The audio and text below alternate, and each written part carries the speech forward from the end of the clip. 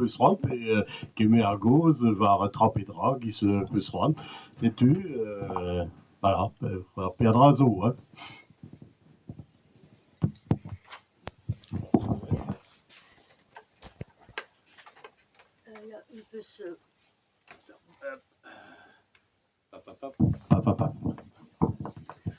Ja, upes lavaret e oa a rok gwalarn, e oa ar bern traoù sklevet e brezhoneg, me ma meus klevet mat, no peus meneget nemet kazetennoù.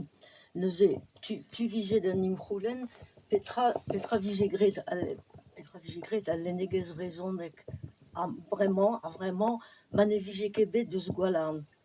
Peogwir, marteze, divar an troidigejoù, me sonj din eo deutre e brezhoneg stummoù lennegez ne oant ket implijet a rok gwalarn dreist-holl an danevelloù hag a romantoù hag a zo stummoù lennegez modern. A oa dija pleustret e peplec'h en Europa hag ive e Amerika a c'hechté. Ma eus skrivanienn veur.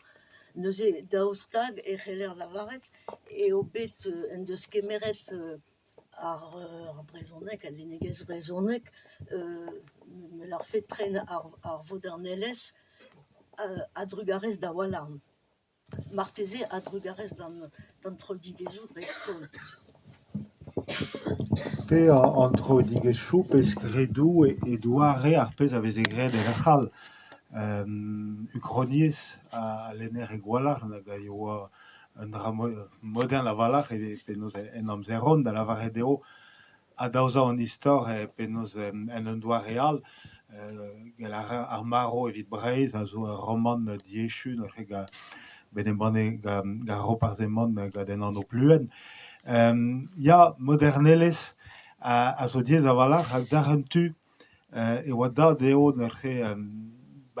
modernad a lennegez brezhoneg hep sponta an dud ervro. Setu vid penaos plijout d'an holl be a fur a fol. E fin ar gon ez eo bet modernet a lennegez brezhoneg, me evel deus bet lavaret penaos bernez pe pierret gintaou, traoù zo a zo modern e brezhoneg a klase la valar pa zeller d'ar pez c'hoarveze e lechal. Gwer eo pa soujer e penaos ar pez ave Paris la komsfer e aloriez pe lechal gwall bel ema gwalarn d'ar rendache. Penaos o dichegelet terri ben a fin an traoù klasel a rog na vijen besavet. Setu vid o mez eo klaselez giz nevez ma keroc'h. Kalz nevez sor eget ar pez ave eskrevet a rog e brezhoneg, met e kever ar pez ave eskrevet e yezhoal en amzeron, noa ket gwall vodern. Ok.